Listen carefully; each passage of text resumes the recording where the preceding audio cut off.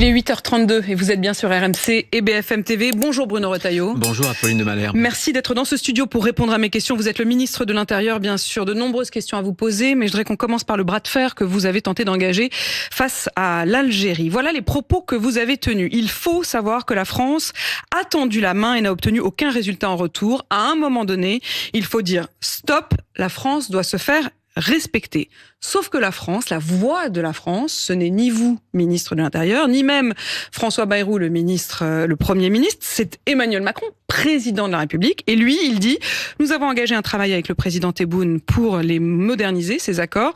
On le fera en bon ordre. Pas question pour lui de remettre en cause ces accords de manière unilatérale. Vous n'allez donc pouvoir rien faire ?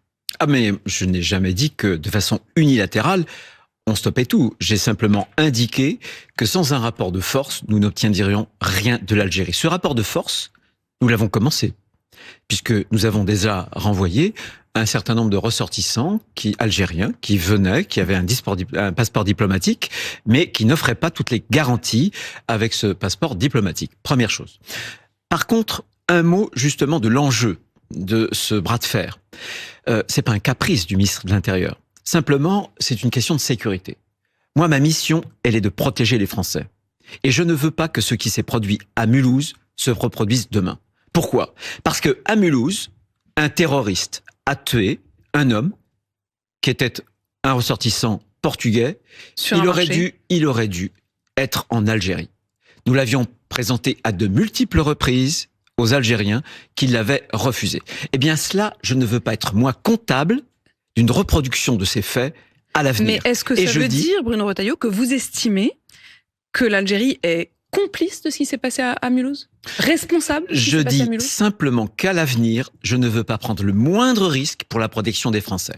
Et que par conséquent, puisque l'Algérie ne respecte pas le droit international, le président de la République parle d'un unilatéralisme, mais c'est pas la France qui le pratique, c'est l'Algérie. Vous voulez dire que l'Algérie déjà ne respecte pas de manière unilatérale les accords que nous avons avec eux ? Bien sûr, la Convention internationale de Chicago, 1944, et surtout l'accord que nous avons avec elle de 1994. Cet accord, il est simple. Un ressortissant algérien doit être accepté par l'Algérie. Elle ne le respecte pas. Donc, nous avons proposé, pas seulement moi, Bruno Retailleau, il y a une commission, un comité très important, comité interministériel de contrôle de l'immigration, la semaine dernière, présidé par François Bayrou, par le Premier ministre. Mais Bruno Retailleau, le ton utilisé par le président de la République lorsqu'il s'est exprimé sur ces questions-là n'est absolument pas le même que le vôtre. Absolument pas le même. Mais moi, j'ai ma liberté, mais ça n'est pas seulement une question de liberté. Mais c'est pas seulement moi, la liberté, j'ai une mission. Qui va porter la voix de la France en Algérie ? J'ai une mission. Eh bien, nous avons avec le Premier ministre et donc le gouvernement, cette ligne de fermeté qui était la mienne depuis des mois, des semaines, mais des mois aussi, elle est désormais partagée par le gouvernement. Oui, par le gouvernement, et donc, nous allons... Mais j'entends bien, pas par la présidence. Nous allons et nous avons adopté une riposte graduée. Ça commence par des mesures individuelles, ça pourrait se terminer par la remise en cause de nos accords, l'accord de 2007 pour les diplomates qui se passent de visa, par exemple, pour ceux qui ont des passeports diplomatiques, ils n'ont pas besoin de visa, on pourrait le remettre en cause jusqu'aux accords de 68.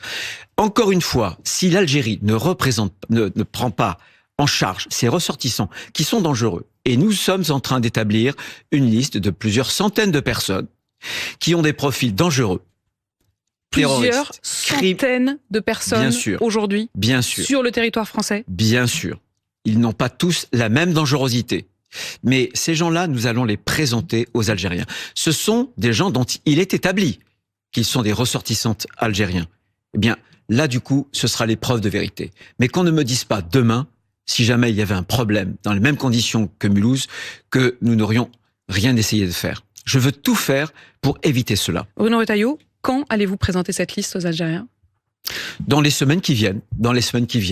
Le Premier ministre... Vous maintenez le délai de 6 semaines évoqué par le Premier ministre, qui a évoqué un délai de 6 semaines. De 4 à 6 semaines. Pour faire justement le point sur le respect ou non des accords avec l'Algérie ? Bien sûr, absolument. Donc malgré les propos du président de la République, la ligne du gouvernement ne change pas.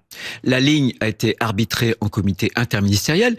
Je vais ajouter, non pas une confidence, Mais un point qui est important, c'est que au moment où cette ligne a été arrêtée, le Premier ministre nous a indiqué qu'il en avait bien entendu parlé avec le président de la République. Voilà. Alors, est-ce qu'il l'avait convaincu? Semble-t-il non. Mais encore une fois, c'est une riposte. Mais vous ne l'avez pas fait dans le dos du président, c'est une ça voulait dire. riposte graduée, et cette riposte, elle a commencé. Il y a quelques heures, nous avons renvoyé la femme de l'ambassadeur algérien au Mali parce que elle n'appliquait pas, elle ne présentait pas justement la documentation nécessaire à l'entrée en France. Eh bien, nous continuerons et nous avons une graduation qui pourrait nous amener jusqu'à la remise en cause de ces accords. D'ailleurs, entre nous, à droite et au centre, tout le monde aujourd'hui indique que ces accords donnent des privilèges exorbitants à l'Algérie qu'il faudrait remettre en cause. Des privilèges pour vous. La note que vous avez rédigée, que vos services ont rédigée, que mes confrères de la Tribune Dimanche se sont procurés et ont publié hier, elle indique effectivement les différentes étapes de ce que vous appelez une forme de riposte graduée avec l'Algérie. Il y a ce que vous venez d'évoquer, c'est-à-dire la question des visas des officiels algériens. Il y a aussi un certain nombre d'étapes qui pourraient même aller jusqu'à cibler, je cite, les compagnies algériennes et maritimes compagnie algérienne aérienne et maritime. Est-ce que vous pourriez envisager à un moment ou à un autre d'interdire Air Algérie? Moi, je ne m'interdis rien. Il ne s'agit pas d'interdire, mais on peut vérifier les conditions dans lesquelles les commandants de bord et cette compagnie respectent notre droit, respectent les formalités administratives. J'observe d'ailleurs qu'à Alger, ils ne s'en privent pas. Il ne s'en prive pas de l'autre côté. Ça veut dire qu'aujourd'hui, vous pourriez avoir dans votre arsenal un moyen de contraindre Air Algérie à annuler ses vols vers la France. Il y a sur la table des moyens qui sont les moyens d'une riposte graduée. Moi, je ne souhaite pas en arriver jusque-là. Ce que je souhaite, c'est que l'Algérie, encore une fois pour garantir la sécurité des Français, c'est que l'Algérie reprenne ses ressortissants conformément au droit international, conformément à l'accord que nous nous sommes donné en 1994. L'hostilité ne vient pas de la France, elle vient de l'Algérie. Et je dis un mot aussi de Boualem Sansal, qui est aujourd'hui l'écrivain franco-algérien. Exactement.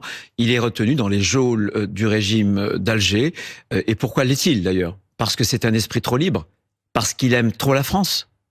Bruno Retailleau, vous comprenez bien que quand vous dites menace de riposte graduée, il faut ensuite pouvoir l'appliquer le jour où les limites sont franchies. Si Emmanuel Macron contredit la fermeté dans laquelle vous êtes, vous n'êtes pas crédible aux yeux des Algériens. Eh bien, on verra. J'espère que ce moment n'arrivera pas. Ce que je veux dire aux Français, c'est que cette crise ne date pas d'hier. Ce que je veux dire aux Français, c'est que depuis des mois et des mois, les entreprises françaises sont souvent blacklistées sur la commande publique algérienne. Ce que je veux dire, c'est que le français est éradiqué de l'enseignement primaire au profit de l'anglais. Ce que je veux dire, ce que j'ajoute, c'est que un refrain de l'hymne national algérien, très anti-français, a été réhabilité. Ce que je dis aussi, c'est que la coopération sécuritaire entre nos services a été au minimum et quasiment arrêtée, y compris au moment des Jeux Olympiques. Vous ne trouvez pas que ça fait beaucoup? Vous pensez qu'il faut que la France continue à raser les murs, à baisser la tête? Aucune douleur de l'histoire, et je sais qu'elles sont vives entre nos deux pays, mais aucune douleur de l'histoire, fût-elle aiguë, ne donne un permis d'offenser mon pays, la France. Bruno Retailleau, vous êtes désormais la cible non seulement de la gauche, mais aussi sur votre droite. Jordan Bardella, ce matin, dit « Le roi Macron a mis fin à la mascarade et au plan de communication du gouvernement ». Chez moi, on dit « vaut mieux faire envie que faire pitié ». C'est votre réponse. Je deviens l'obsession du Rassemblement national. Parce que il voit en moi peut-être un homme politique susceptible de dire aux électeurs, à nos anciens électeurs qui nous ont quittés, qui ont quitté la droite, le centre, parce que nous avions déçus, de revenir dans une maison commune. Voilà. Et je pense que ça me donne au contraire des motivations pour continuer mon travail. Et je rappelle effectivement que Bruno Retailleau, vous êtes également, outre ministre de l'Intérieur, candidat à la présidence du parti Les Républicains. Dans le même temps, vous avez accordé, le ministère de l'Intérieur a accordé des visas aux imams, dits imams du Ramadan, qui sont des récitants ou des psalmodieurs, qui viennent principalement du Maroc, mais également d'Algérie. Est-ce qu'il n'y a pas un paradoxe? Il n'y a aucun paradoxe. C'est le Ramadan. Et nous accordons, depuis des dizaines d'années, des facilités à des imams, à des psalmodieurs qui viennent pendant 40 jours. Ils sont strictement contrôlés, la procédure est strictement encadrée. Moi, je préfère avoir des gens qui viennent sur une courte période plutôt que certains qui s'autoproclament imams et qui tiennent des discours de haine. Les choses doivent être claires. Maintenant, je suis ministre des cultes. Et moi, j'ai une ligne. Je fais une chasse impitoyable aux islamistes. Mais je veux, dans le même temps, faire en sorte que nos compatriotes de religion musulmane puissent s'ancrer dans notre pays. Je suis donc ministre des cultes, je suis pour la liberté des cultes, et je ne pense pas, voyez, et je l'assume, mais alors totalement, qu'il faudrait être un mauvais croyant pour être un bon citoyen dans notre République. Donc, une fois de plus, le Rassemblement national... Donc les musulmans pratiquants doivent être accompagnés, aidés et avoir les ressources dont ils ont besoin. Mais bien sûr, ce que ne voit pas le Rassemblement national, c'est que si on mettait des entraves au culte pour des compatriotes qui respectent les principes de la République, on creuserait en réalité le séparatisme et on les ferait basculer du mauvais côté de la barrière. C'est ce que veulent les terroristes d'ailleurs. Le Rassemblement national en est-il conscient ? Moi, je suis ministre des cultes et je pense que la laïcité, ça n'est pas d'interdire les religions.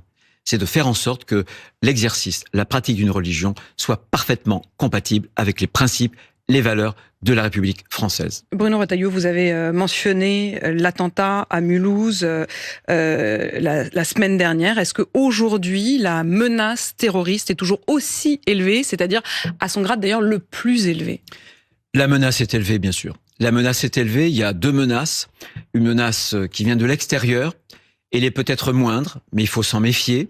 Celle qui venait de l'extérieur, c'était Daesh. Daesh a été vaincu. Mais ces mouvements-là se reconstituent en Afrique et ailleurs. Mais il y a une menace qui est une menace qu'on appelle endogène, qui vient de l'intérieur, avec un terrorisme low cost. Le terrorisme low cost, c'est typiquement un individu que personne ne contrôle, armé d'un couteau. Voilà, mais quand vous dites que personne ne contrôle, vous avez évoqué plusieurs centaines d'individus qui présenteraient un profil qui pourrait être comparable à celui de l'attaquant de Mulhouse. Non, attendez. Quand je dis plusieurs centaines de profils, ils ne sont pas comparables, puisque l'individu de Mulhouse, il associait à la fois une dimension de radicalisé, apologie, il avait été condamné pour apologie au terrorisme, et une autre dimension psychiatrique schizophrénique. Donc ne me faites pas dire ce que je n'ai pas dit. Il n'y a pas plusieurs centaines d'Algériens de profils qui pourraient passer à l'acte qui juxtaposeraient ces deux profils-là en même temps. Au moment où on se parle, vous évoquez tout de même plusieurs centaines d'individus qui présentent un danger. Bien sûr, parce que ils ont commis des troubles à l'ordre public ou parce que ils figurent dans notre fichier des radicalisés pour terrorisme. C'est la raison pour laquelle ce bras de fer avec l'Algérie, il est fondamental. Vous savez, la question des OQTF. Pourquoi est-ce qu'on n'arrive pas à exécuter les obligations de quitter le territoire français ? Parce que cela ne dépend pas de nous. Ça dépend du bon vouloir des États d'origine, des États étrangers, qui ne délivrent pas les sésames, les fameux laissez-passer consulaires. Il y a aussi une part qui dépend de nous, si je puis me permettre, qui est aussi la manière dont ces OQTF sont rédigés. L'une des OQTF qui a été prise depuis que vous êtes ministre de l'Intérieur, qui était l'idée de renvoyer cet influenceur algérien, elle a été cassée non pas seulement par l'Algérie, mais également par la juridiction française qui estime que le motif d'urgence n'était pas justifié. Non, c'est beaucoup plus compliqué que ça. J'imagine bien, mais enfin tout de même... Le tribunal administratif de Paris a indiqué que j'avais eu raison de prendre un arrêté d'expulsion, mais qu'il n'y avait pas urgence. Moi, je considérais qu'il y avait urgence. Et le tribunal administratif de Melun, qui considérait qu'il fallait quand même lui donner un titre de séjour. Il y a une contradiction. Il faut qu'on m'explique comment est-ce que je peux expulser sans écraser un titre de séjour. Voilà, c'est une question de droit. Une question de droit, une question également sur Karim Mohamed Agag. Il a 34 ans, il est le frère de Fouad Mohamed Agag qui a été l'un des tueurs du Bataclan. Il est au moment où l'on se parle dans la ville de Lure, dont le maire s'est plaint, a alerté sur sa présence. Il a été condamné pour complicité de terrorisme. Il a purgé sa peine. Il a été déchu de sa nationalité en 2023, placé en centre de rétention administrative, mais il a été au bout du temps qu'on pouvait le laisser dans ce centre administratif. Et depuis, il est donc assigné à résidence à Lure depuis fin 2024. Le maire alerte et demande à ce qu'au minimum, il soit déplacé. Qu'en est-il aujourd'hui ? Où est-il? Eh bien, j'écoutais la demande du maire. Simplement, dans cet individu-là ne présente plus du tout de danger. Il est suivi par nos services. Il est très contrôlé. Et j'ai bien vu que mettre le maire dans cette position-là présentait des difficultés. Donc, nous en tirerons des conséquences dans les jours et les semaines à venir. Simplement, plus généralement... Ça veut dire qu'au moment où on se parle, il est toujours à Lure. Je ne répondrai pas à cette question. Simplement, ce que je veux vous dire, c'est qu'il nous manque dans notre arsenal juridique ce qu'on appelle des peines de rétention de sûreté. Parce que pour les uns ou les autres, ils vont en prison, ils vont ensuite à leur sortie de prison, on les enferme, on les retient dans des centres de rétention administrative, et au moment où ils sont libérés, on n'a plus qu'une seule solution: les assigner à résidence, les faire pointer à un commissariat. Et moi, je voudrais que pour les individus les plus dangereux, on ait une peine de rétention de sûreté où ils puissent être enfermés tant qu'on n'arrive pas à les éloigner du sol français. Bruno Retailleau, la crise internationale pose une question qui se lance dans le débat, qui est la question de notre dissuasion nucléaire, la dissuasion nucléaire française. Pas question, dit Emmanuel Macron, de partager la décision sur la dissuasion nucléaire. Est-ce que vous estimez que c'est un risque? Est-ce qu'il faut partager la dissuasion nucléaire au minimum en étant une sorte de parapluie pour nos voisins? Comment vous voyez l'usage de la dissuasion nucléaire française? Je la vois sur 3 points, pour être très précis, parce que c'est une question extrêmement lourde qui va devoir être traitée dans les mois et les années à venir. Première chose, la dissuasion française doit rester, comme l'a très bien dit le ministre des Armées, Sébastien Lecornu, de conception, de fabrication, de mise en œuvre française. Deuxième élément, une telle décision, le feu nucléaire, c'est l'arme absolue, donc elle ne peut pas se partager. Ne partage pas. On ne partage pas parce que comme c'est une arme absolue, elle appartient à celui qui est détenteur de la souveraineté nationale. Elle est étroitement liée, cette mise en œuvre, à cette idée et à la nation. D'ailleurs, quand le général de Gaulle a ensuite dit quels étaient les ressorts lorsqu'il a voulu faire élire au suffrage universel le président de la République, il y avait aussi cette question-là. Donc c'est fondamental.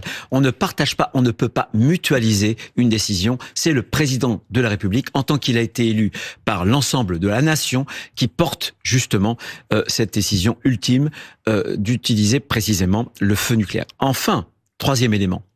Depuis le général de Gaulle, une instruction de 1964 où il reconnaissait que nos intérêts pouvaient inclure les intérêts du le territoire Benelux et de la République fédérale d'Allemagne, Allemagne de l'Ouest à l'époque, tous les présidents de la République ont indiqué que l'intérêt stratégique de la France, l'intérêt vital, pouvait ne pas se réduire au seul territoire national. En cela, pour le moment, je ne vois pas d'inflexion de doctrine de ce que j'ai entendu des propos du président de la République. Vous estimez avoir vocation, vous-même, à un moment, à être président de la République ? Non, j'ai toujours dit que, vous voyez, ce virus, je ne l'ai pas. Je dis colline après colline. Et pour vous répondre très clairement, je pense que cette obsession présidentielle a fait beaucoup de mal à notre famille politique. Pourquoi ? Parce que le parti s'est transformé en une écurie présidentielle. On a oublié le débat d'idées. On a oublié de forger dans un monde qui est plus menaçant que jamais. Il va falloir réinventer des solutions.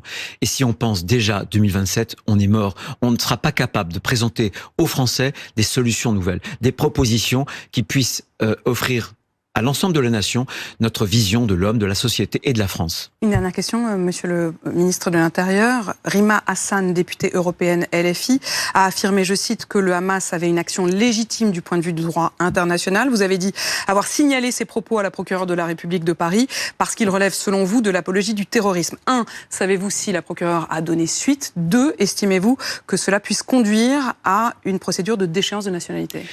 1, je n'ai pas eu de nouvelles pour l'instant de l'autorité judiciaire.